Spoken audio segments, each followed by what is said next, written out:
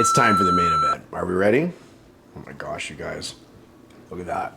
I don't know if you can see that, how well that's showing up there. That's gonna taste so good. Today I wanted to make something that was easy, satisfying, and something that the whole family loves. And that is vegan turkey style deli sandwich meat slices. I don't even know what you'd call them. These are so great because you can buy all sorts of this type of stuff in the store, but you really never know what's in it.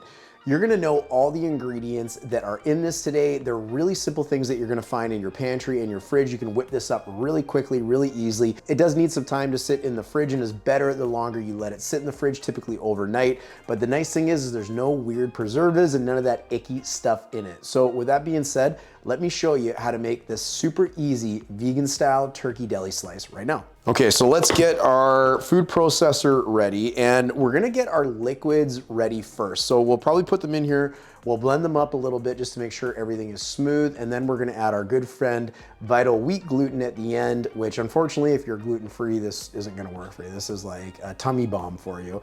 But if you can have gluten, you're gonna love how this comes together. And I'm gonna give you a couple tips as we put it together to make sure that yours turns out just as good or better than what I'm about to make right now.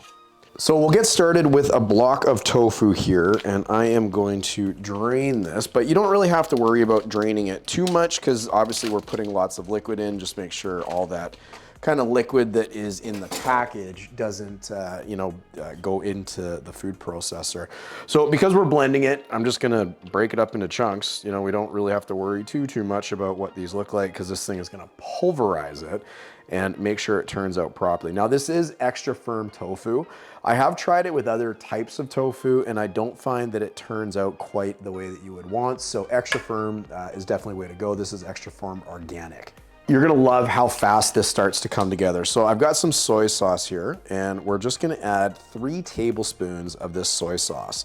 This is gonna help give it some bite, a little bit of umami. We've actually got something else that's gonna give it some umami. It's one of my secret ingredients for this recipe that really helps it kick and also give it that kind of turkey taste or turkey flavor that we grew up loving in the sandwiches that our parents may have made us, or even as a young adult in our 20s. This is extra virgin olive oil. Fat equals flavor, so you do want to make sure some of this is in there. We're gonna do about 2 tablespoons of this, and it is pouring ultra slow. Finally, there we go. Okay, so we got that in there, and that is looking good. Now, one of our secret vegan ingredients, we always need to have this on standby and ready to go, and that is nutritional yeast. It's not gonna give it a cheesy flavor like you might be worried about. What it is gonna help though do is pull it all together. It gives it a really nice flavor. Of course, you can taste obviously a little bit of nutritional yeast in it, but for about a 1/4 cup of what I'm putting in, you're really not gonna get, it's not like we were making a sauce where it's like really prevalent and you can really taste it. We're gonna get to the spices here fairly quickly that are gonna go in this, but what is that secret ingredient that really gives it that punch, really gives it that flavor? Well, this is white miso paste. So this white miso paste, I'm usually do maybe about a heaping tablespoon. You could do a little bit less depending on how much you like the taste of miso, but that is really gonna be that umami bomb that we're looking for. It's just gonna help give it such a delectable taste. It's really gonna help mimic the turkey as well. The last item for our wet ingredients is liquid smoke. Now this is a hickory flavor. If you could find applewood, you could certainly use that as well. Hickory's a little bit easier to find. This is gonna give it that smoked turkey type taste. And while I'm using my tablespoon here, you want about a teaspoon, maybe a teaspoon to 2 teaspoons would actually work. I find less is more with the liquid smoke, but that's gonna really help tie everything together quite nicely. All right, so it's time to get into our spices. So it's all the usual suspects that you would typically imagine you would find in something like this. So we're gonna put in about 2 teaspoons of garlic powder. I probably don't have to tell you what garlic powder is gonna do. It's just gonna make it taste awesome because everything with garlic in it tastes awesome. I hope you like garlic. I love garlic. I could eat so much garlic. I know when I see a recipe, I always just assume that they forgot that they should put more in, and I usually double it up. Let me know in the comments if you're like that, because I bet you are. This is onion powder. I don't have a fancy container for it, so I just put in a teaspoon of onion powder as well. And you can actually do 2 teaspoons of onion powder if you want. I might actually go back and add another teaspoon because I like it. And this right here, this is a teaspoon of sweet paprika. So we're gonna put that in there as well. And that's gonna give it a really nice kind of, not barbecue-y flavor, but I mean, you know what paprika tastes like. It just really brings it together. Let's go ahead and put that extra teaspoon of onion powder in. Even though we did put some soy sauce in here, we are going to add some salt as well. We need about a teaspoon of salt because you don't want it to be too bland. You could always, you know, add salt to your sandwich or whatever you're using, you know, or making this with. You could always add that after the fact too. You don't want it to be too salty, but this will turn out just fine, really nice and balanced. Now, the last 2 ingredients we're gonna add, this is black pepper. So it's pre-ground just because, you know, it takes a long time to grind that much pepper and my wrists can't handle it. So I love pepper. I love pepper in this dish. I think it's really good. So in there, we've probably got about a teaspoon and a half, maybe 2 teaspoons. I'm actually gonna drain this whole thing and put it in there because I think it's gonna give it a really nice taste. I've actually coated the outside of this, you know, you bake it almost like in a roast kind of looking thing. I've actually coated it in oil and then put black pepper on the outside before, and it was just absolutely phenomenal. The final ingredient before we get into our vital wheat gluten, cornstarch. We're gonna put in 2 tablespoons of cornstarch. This stuff just sticks to your clothes like crazy, so I'm gonna be very, very careful. We'll go like that. And now we've got all our ingredients together. We could have waited to do the cornstarch, that's okay. But before I go ahead and add the vital wheat gluten, I'm gonna go ahead and whip this up and get it broken down as best as possible. So let's grab this. It looks like you can probably see that okay, so that's good. And we better get a lid on there too, because that won't go very well for anybody. So let's pop this on and let's pulse it. Let's see what it looks like. So it's blending really nicely, and we're really trying to kind of get it down to like almost a paste. We don't need it to be chunky. We don't want it to be chunky. You're going to be interested in how this all comes together here momentarily, but for this part, because this is the wet ingredients, we just want it to look really almost like mealy. It kind of looks like sand. I don't know if you can see that, but it kind of looks like sand. So it's got this, you know, you can feel it's just, it almost feels like kind of wet sand, but that's really what we're going for. And finally, the main event, the vital wheat gluten. So what we're gonna get in here now that that's all kind of broken up and whatnot, is we're gonna do 1.5 cups of this. Now, when we mix this together, when we start bringing this together, you're gonna notice that it goes through stages. And I'm gonna kind of walk you through that. I'm gonna do a little bit of some voiceover magic so you can watch exactly the stages that it goes through as it's coming together, because you gotta get it right to the right spot before we start to actually cook it. So that is all in there. Let's get our lid on. And now, instead of pulsing it, we're actually just gonna rip this thing up, and let's get it started right now. So at first you're gonna notice everything just really slowly coming together. What we're trying to do is build those gluten strands, get everything to come together really nicely. Maybe I won't do a voiceover, maybe I'll just talk while this happens. So you can kind of see it coming together right now. It's just kind of turned into one big ball of everything that's in there, and it's starting to move a little bit slower. You can see at the bottom, it's looking really mealy, almost somewhat chunky. But what you're gonna start to notice is the gluten coming together, and it's gonna start balling up pretty soon. You're not gonna wanna pop this out of the food processor until you start to see that happen, because it's those gluten strands and that kind of pulling that we love with gluten that's really gonna make this come together and feel meaty and be so great for our sandwiches. It almost sounds like the food processor is struggling at times. This one's pretty powerful, it's definitely not. If you have a weaker one, you know, you could certainly do this by hand if you wanted to, but the food processor is the quickest way to have this come together. You're starting to notice the top turning a little bit more there. That's because the bottom is starting to thicken up and it's starting to incorporate more pieces of the top. And there it goes, it's starting to take off. This is where you're gonna notice it start to come together and turn into that ball of just stretchy gluten that we're looking for. You'll basically know it's done not only when the ball comes together, but actually all the sides of the food processor will be almost completely clean. You won't see anything. This is kind of the last stage before it'll start turning into a ball. And just when you think it's done, it's not done yet. Just give it a little more time and it'll be worth it. And there we go. You can see what's starting to happen. It's balled up now.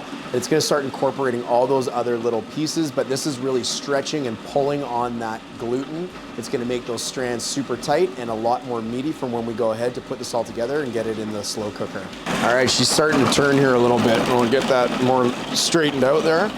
And you can see it's coming together. So this is likely good. This is likely ready to go right now. All right, so there we go. She's ready to go. So you can feel it's actually a little warm there. And the last thing that we need to do is just get this wrapped into a loaf and into our slow cooker. So you could actually preheat your oven at the beginning of this video. I maybe should have told you that, but you could preheat your oven to about 350 degrees. We're not gonna do that. I find this turns out better in the slow cooker. We're gonna add about 1 cup of water to the slow cooker and we'll put it in there for about an hour and it's gonna turn out really, really great. So look at this. Look at that. You can barely pull it apart. Look how stretchy that is. That's gonna make for one amazing turkey loaf that you're absolutely gonna love. So we're gonna get it onto the tin foil. We'll get all the little bits out of the food processor and we're gonna make this into a bit of a loaf, roll it up, and we'll get it into the slow cooker right away. All right, so we'll shape this as best as we can here. And we'll actually double wrap it. So we'll start this way. We'll kind of fold that end over like that. Nice little loaf. We'll grab one more sheet and double wrapping. It's just gonna make sure it doesn't explode because this will actually expand itself while it's cooking. So we'll go like that and bang. Let's get it into the slow cooker. All right, game time. Let's add 1 cup of water. We're gonna put our little tray thing in here and we're gonna snug this in. So it's kind of touching the sides as best as possible. I got a little bit of extra room there, but that's okay. We'll get this lid on and we'll go ahead and cook this on a high pressure setting for 1 hour. Okay, so that's been about 45 to 60 minutes in the pressure cooker. We've also let it kind of finish for about 10 minutes. So when we release the steam, I mean, you could leave it in here and release all the steam if you want, but we're gonna do this right now because I wanna show you what it looks like and we're gonna get it in the fridge so it can cool down. All right, here we go. Back up a little bit. So it's been going for 10 minutes, so that really wasn't so bad. You never wanna do that right away. When that little thing drops, you're good. So let's get the lid off. Smells good. Looks like it held its shape really well too. So we'll get this on a plate. We're gonna get this into the fridge and I will see you tomorrow to cut it open and give it a taste.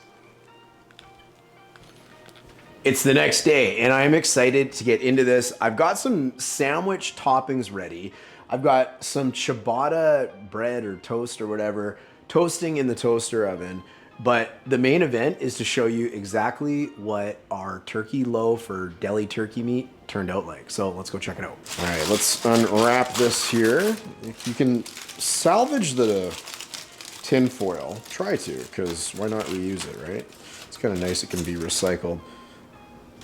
Now, you're probably wondering why the heck that's flat and why that's cut off. Well, the reason is because I'm actually filming this 2 days later. I didn't have time yesterday and I got into it already because it was so good. So you're gonna love this. You know, unlike turkey, which is like, you know, bright white or relatively white, off-white, whatever you wanna say, this is more of a brown color, but it's because there's no preservatives in it, right? It's got the color of the vital wheat gluten coming out in it. But it is really firm. Like, it feels like meat, and it's gonna taste like meat as well. So when we're slicing it, if you're lucky enough to have like a deli slicer or something like that, your slices are gonna turn out really nice and consistent. You know, perfect size, perfect shape. But I think when you're doing this for sandwiches, the secret is to try and cut this as thin as possible. Okay, so I'm trying my best here, but I don't know how well you can see that, but it's really, really good. And here's my favorite part about this. If you by chance cut a piece that's too thick, like this, you're gonna love it. And the reason is simply because this tastes so good on its own is perfect for snacking. So whether you cut it up for cubes, put it in like maybe a stir fry.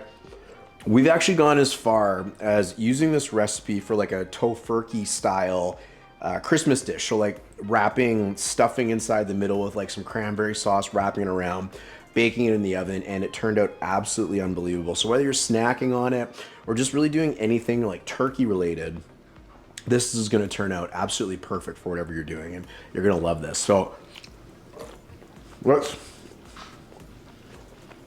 sorry, I'm talking with my mouth full while I'm trying to show you guys this here.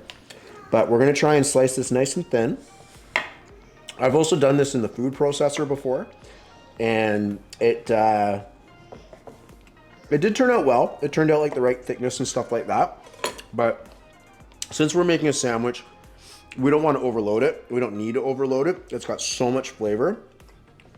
I honestly can't wait for you guys to try this. I mean, if you can cut these slices with a little bit of daylight showing, you're doing it right. But it's easier said than done. Make sure your knife is nice and sharp there too. Okay, I think that's good. Let's build our sandwich and let's put this all together and make one hell of a sandwich. All right, so we're starting with some nice fresh ciabatta bread or a ciabatta bun. And what this is, you can put whatever you like on it. You know, one of my claims to fame, especially around my house, is I feel like I'm a little bit of a sandwich connoisseur. I make just like the most unbelievable sandwiches. So follow along if you're so interested. What I'm putting on here right now is just a basil garlic aioli. Really easy to make. It's got a little bit of, well, I mean, most of the recipe's in the name of it. So it's got some basil, some garlic powder, a little bit of lemon juice, a little bit of salt. You could throw some pepper in there as well. You know, another thing that might work really nicely is like a horseradish aioli, which is actually a really good idea. And I'm kind of thinking that that would have been really nice to have as well. Anyways, we're going to generously lather that on. And we're going to start putting these slices on. And ideally, if they're thin enough, you can kind of fold them over like this. And some of these pieces are thin enough, some of them are not. But we don't want to overpower the sandwich. But we're just going to kind of lay these on here. Some of them are a little thicker than I wish I had cut them, but that's okay. All right, so we got a little bit of extra here. Let's tuck some of these on. Okay, so we got that. I am going to top with, we need something to kind of hold this down here a little bit. So tell you what, why don't we top it with some really fresh tomato slices. Those look awesome. I always salt and pepper my tomato. Salt and tomato just go so well together. So we'll do that. We'll get a little bit of cucumber on here. And that's gonna help add some brightness and some crunch to it. Like that. I've got onions on my plate, but I think I'm gonna skip them. But I am gonna put these banana peppers on. That's gonna give it a little bit of heat. Like that. And then of course top with some lettuce. So we'll get that in there like this. Oh my goodness, this is gonna look good. All right, so more of a serrated blade here. We're gonna get the top on. Like that. We're gonna flip it over. Oh my gosh. How good does that look? Does that not look amazing? It's gonna taste even better. Little crispy bread. All right, kind of scored the bread there. Popped a little bit of the meat out there. Like that. It's time for the main event. Are we ready? Oh my gosh, you guys. Look at that. I don't know if you can see that, how well that's showing up there. That's gonna taste so good. All right, here we go. Excuse my chewing.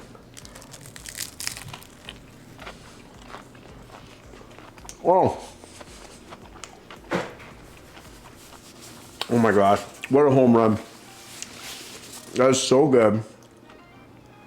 You know, obviously the aioli really makes it kind of shine and adds that little bit of fat that you need to a sandwich. But just the flavor of that deli turkey or that turkey meat is just so good, and it just has such a punch in that sandwich. You don't need a lot of it. You know, the flavor is there, and it really tastes like deli style turkey. If you ever had maybe like that tofurkey style turkey, that's exactly what it tastes like, and just makes this sandwich absolutely sing.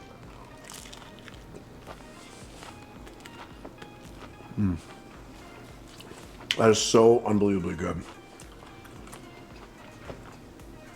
That's it for me today. I hope you give this a try. We make this all the time. It's great for the kids' lunches. It's great to have in the house for your own lunches, or anytime you're really just feeling like a snack. So give it a try. Let me know in the comments what you think, and thanks for watching. We'll see you on the next video coming up next. Cheers.